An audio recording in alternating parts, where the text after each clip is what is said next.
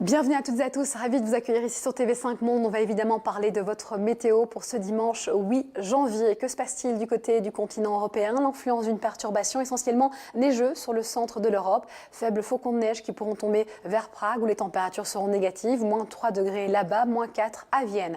À l'arrière, on retrouve l'humidité coincée dans les basses couches, donc une météo peu lumineuse sur le nord de la France et aussi le Benelux. En revanche, le soleil s'impose vers Oslo, aussi vers la Russie, mais il faudra composer avec des températures bien froide.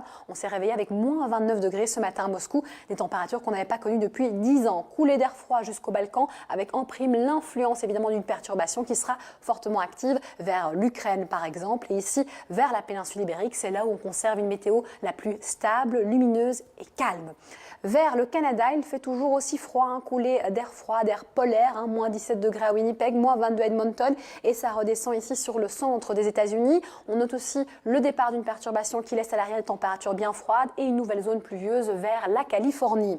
L'activité pluvieuse se marque à partir surtout du Costa Rica. Seul le Nicaragua sort son épingle du jeu, à partir du Costa Rica jusqu'au bassin amazonien, et on retrouve de belles éclaircies vers Fortaleza, Natal, Recife, mais aussi Rio de Janeiro et Belo Horizonte.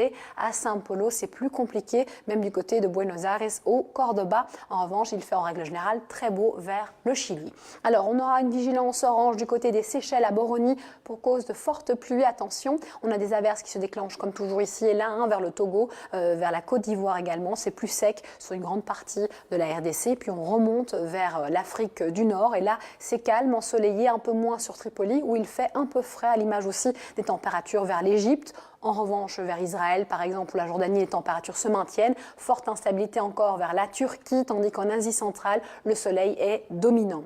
Un soleil qui sera dominant, par exemple, à Phnom Penh, par rapport à la veille, moins vers Bangkok où on essuie des averses. Et on retrouve encore des températures, même si elles sont en baisse, des températures assez élevées pour la saison vers Melbourne. Nouméa sera sujet à de fortes pluies, comme c'est le cas aussi sur la moitié sud des Philippines. Et on note le retour d'une météo un peu moins polluée, si on peut dire, à Pékin, et l'influence d'une perturbation sur Osaka.